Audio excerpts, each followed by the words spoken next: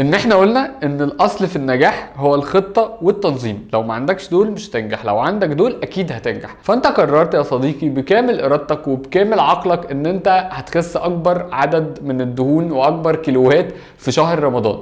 ده بالتبعية يعني انك خدت قرار مستتر جواك انه انا مش هتعزم ومش هاكل سكريات وهيكون كل تركيزي على فقدان اكبر كميه من الدهون. فانت يلا نعمل ده ونقول لك هنعمله ازاي. كل سنه وانتم طيبين. اول حاجه احنا هنتكلم في الدايت بتاعك وفي الرياضه هتبقى عامله ازاي ونصيحه معينه لازم نعملها. بالنسبه للدايت بتاعك هيبقى عامل ازاي؟ ترتيب الوجبه في رمضان دي عليها عامل كبير جدا جدا من النجاح. ايوه عشان الانسولين ما يعلاش وتاخد سكريات في الاول او عصاير، فاوعى تعمل ده خالص. احنا مش هنفطر على تمر، مفيش بقى حاجه اسمها عدد زوجي مش عارفه ماله وعدد فردي بيعمل ايه، الكلام ده مش حقيقي بالمره. فانت هتبدا ترتيب الوجبه بتاعتك هيكون كالاتي: ميه وشوربه وسلطه، ودول اللي انت هتاخدهم في الاول. بعد كده بروتين، بعد كده النشويات بتاعتك هتبقى من الحبوب الكامله.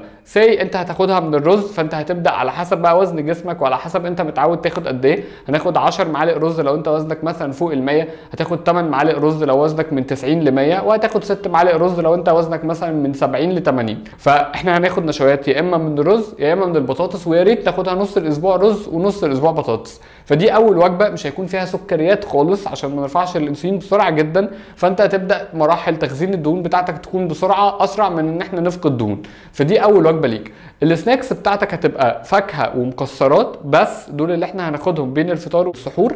المكسرات يا لوز يا بندق يا عين جمل يا لب سوري يكون من غير ملح، والفاكهه يا ريت تبقى موز او فراوله او تمر عشان يبقى فيهم بوتاسيوم عالي ويديك طاقه كويسه جدا ويفضل مشبعك لفتره اطول شويه. المشروبات بتاعت رمضان اللي ممكن تاخدها، هتاخد ليمون او ليمون نعناع او كركديه او تمر هندي طبيعي وطبعا من غير سكر، ودول ينفع تاخدهم كل يوم كوبايه في الوقت اللي هو بين الفطار والسحور.